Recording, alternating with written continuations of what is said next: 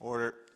We do have a couple pieces of committee business that I'll move up on the agenda, so we're not in camera yet. We will be following the committee business for the surgical waitlist and operating room utilization, but we have two pieces of committee business. The first one would be discussion of the CCAF workshop. So on Tuesday, February 3rd, the clerk circulated to you via email correspondence via the chair regarding the offer from CCAF to hold a training session with our committee.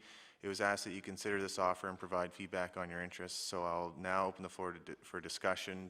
Do the members feel like they could take advantage of having more training? We had CCAF in here before. We had a training session, which I thought was quite productive. Most of the members were here. So this is just an ask for the committee to entertain thoughts of them coming back for another session. Open the floor for discussion. Any comments from anybody? So this would go in our regular scheduling on a Wednesday. I think it's a good idea if the members, Mr. Houston. Yeah, Mr. Chair, I do agree. I think it's a good idea to get some training to make sure that we're relevant and up to date on. Yeah. Okay. So I guess we'll put that on the. We'll correspond with the CCF and see if we can get that in on the schedule. We have the schedule's open the last 2 weeks of April, so we can do that either then or in May. And the second piece of business would be a letter received from the PC Caucus just yesterday, I believe, and this pertains to having the calling in the Kirby McVicker, the Chief of Staff, for the for ministerial expenses. I'll open the floor if it came from Mr. Houston. So comments from Mr. Houston. Yeah, Mr. Chair, thank you very much. Just a situation where it's the responsibility of this committee to look at how taxpayer monies are being spent and to provide maybe some oversight and ask some questions about how taxpayer money is being spent. So I don't think anyone questions that ministers will always have to travel on behalf of the province and that some good things can come of that. But that doesn't minimize the fact that there should be some processes in place for how that travel is approved, and somebody should be evaluating those budgets. And the reason that we've asked for Mr. McVicker to appear is because he is the Premier's Chief of Staff, and in the most recent example where there's been some public concern, let's call it, over a minister's travel bill, in the case of Mr. Younger, in this case, is $35,000. We had conflicting stories about how that travel arose. Mr. Younger has stated that that's travel that he was asked to take by the Premier's office.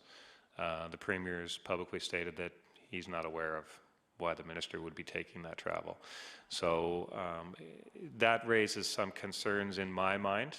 And if the Premier is, if it's not a matter of concern to the Premier because it's not on his agenda of things he has to do, then it must be on the Chief of Staff's agenda. So, and we do know that Mr. Younger's case, a lot of his correspondence was with the Chief of Staff. So in this case, I think it's completely relevant for the people of Nova Scotia, and particularly this committee, to hear from Mr. McVicker on the processes in the Premier's office on how potential trips are approved, how budgets are approved, and how decisions are made. So I'd like to bring Mr. McVicker before this Committee on Public Accounts so we can ask him questions about how things operate and how taxpayer dollars are watched over. Ms. Strongtremont first, then Ms. McDonald, then Mr. Okay. Well, no, and it's, you know, I think if this would have just been a newspaper article and would have been, but we saw on TV the Premier say, I didn't know about that travel. We had Mr. Younger saying these things were approved and by the Premier's office, and not only just approved, but some of them were, I was asked to go on these trips by the Premier's office. And then we had a Premier that said, I didn't know. So, you know, that's a breakdown of communications.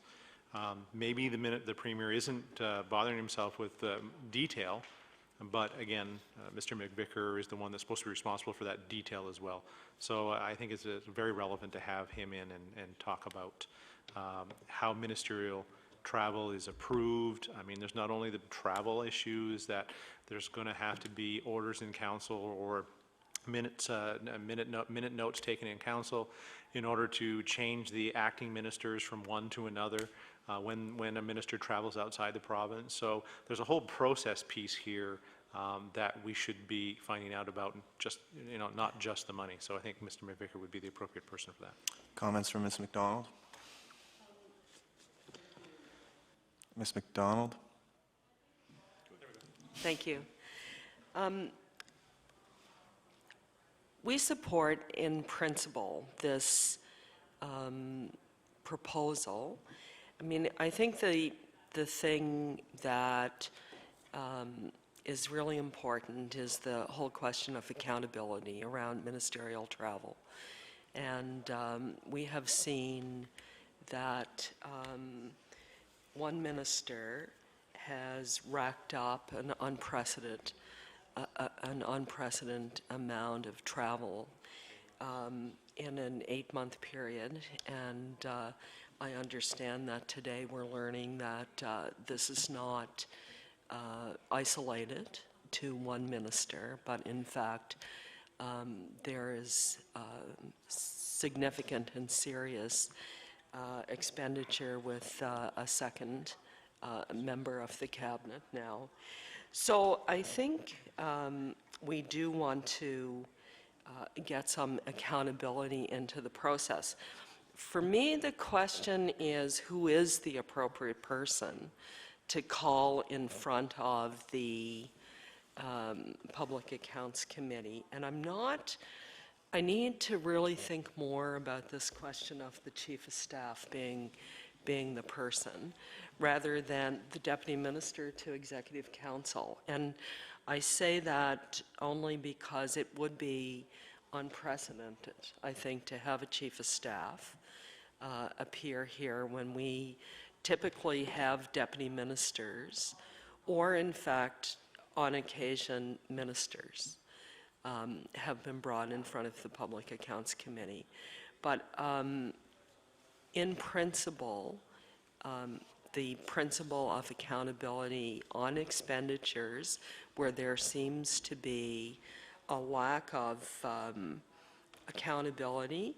And I think as a member of this committee, we have legitimate questions to ask about the kind of value for dollar that we're getting as a result of these exorbitant amounts of travel, which are unprecedented, frankly, in my time here in this place. So I would support this request, and that we have a look, maybe some conversation about who is the most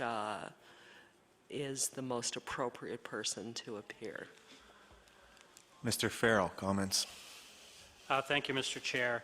My submission is that I don't think it's the role of this committee to respond to every question that's raised in the media. That's not the test of what the business of this committee is. These types of expenses are disclosed fully. It's a very transparent process that occurs there. Anyone can engage in a line-by-line analysis of all of that minister's expenses, the expenses of any other minister, or the expenses of any other member of this House. That information is available to the public, to the media, or to the opposition, and there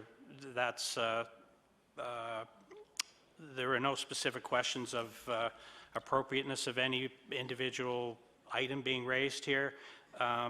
It's, in my mind, not really an issue, and I don't see it as being a valuable use of the committee's resources. Okay, do we have a motion on the floor? What's the motion? Mr. Houston. Thank you, Mr. Chair. So the motion I'd like to put on the floor is I move that the Standing Committee of Public Accounts bring the Premier's Chief of Staff, Kirby McVicker, before the committee at its earliest convenience to discuss the process involved in ministerial travel, both approval and oversight. Motion's on the floor. Ms. McDonald, some concluding comments? I'm wondering if I would like to propose that we amend the motion adding in and/or the Deputy Minister of Executive Council. Okay, so do we go on the amendment first? So the motion is that it's amended for the Deputy Minister of Executive Council to appear before public accounts. All those in favor signify yea or nay. Nay. Motion's defeated. So okay, so it's tied, and then I'll vote, my vote's nay. And so the amendment is defeated, and do you want to put forward the original motion now? Okay, the original motion is that the Chief of Staff appear before public accounts. All those in favor signify yea or nay. So it's a tie, my vote's nay, and that's, the motion's defeated. Okay, so we'll now go in camera for the in-camera briefing on the surgical waitlist and operating room utilization. And